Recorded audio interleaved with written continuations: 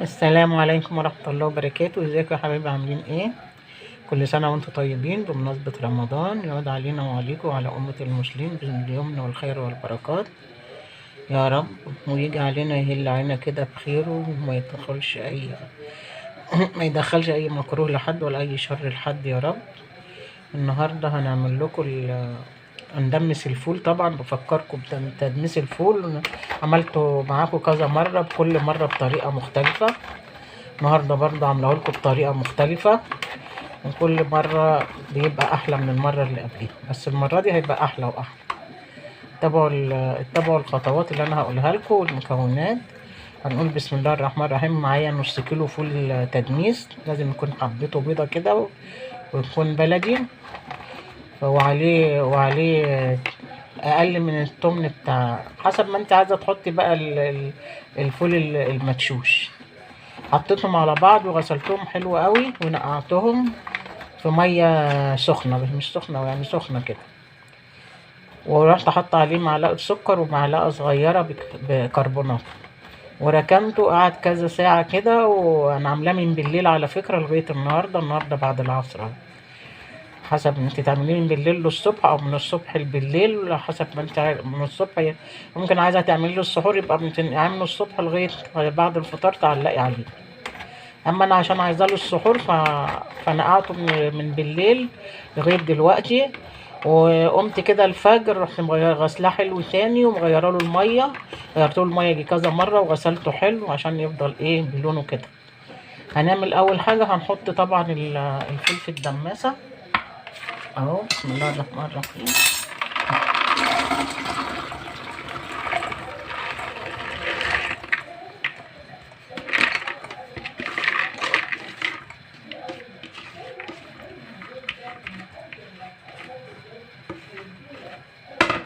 ده حطينا الفول في الدماسه اهي.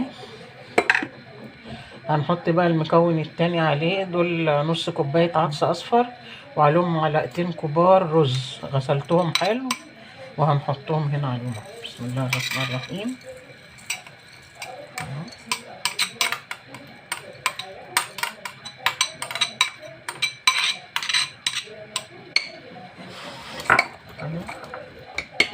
تاني مكون معايا جزرايه مبشوره، ما كنتش بحط الجزره بس لما جربتها لقيتها بتحافظ على اللون بتاعه ما بيغيرش. كنا بنعمله كان بيبقى لونه حلو، بس لما كان يقعد شويه في الطبق ولا حاجه كان لونه بيغير بيسمر، فدي بتحافظ على اللون. جزرايه كبيره كده، قشرتها وغسلتها وبشرتها، هنحطها كده برضه عليها اهو.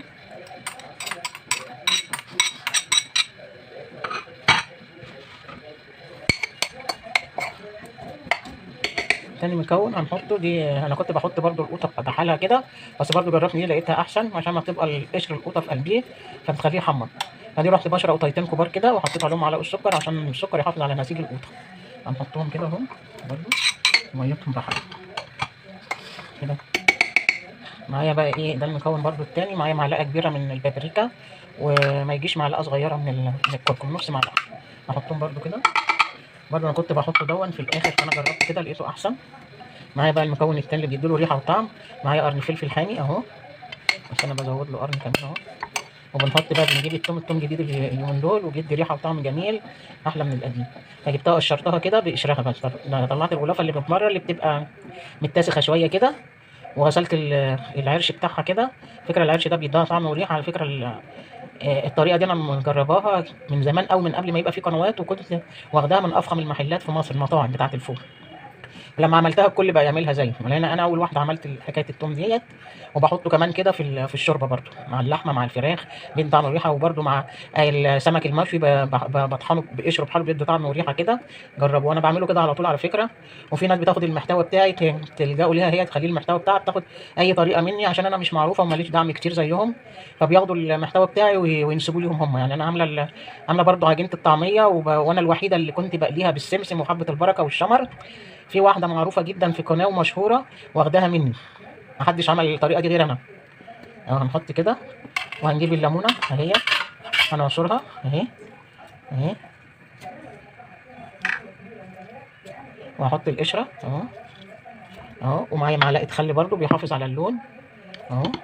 وهنعمل ايه بقى، هنجيب الميه المغليه، الميه المغليه اهي، بسم الله الرحمن الرحيم. وهنغطي الفول.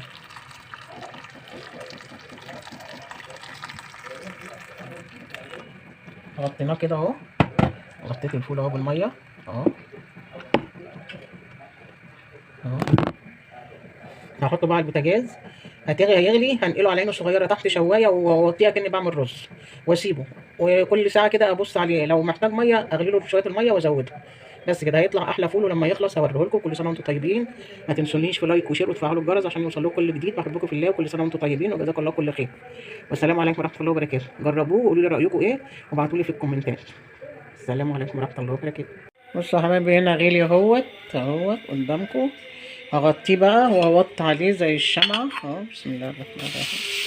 هغطيه كده اهو. اوطي عليه واسيبه. وكل ساعة بقى ابص عليه، لو احتاج مية اغلي له مية واحطها له.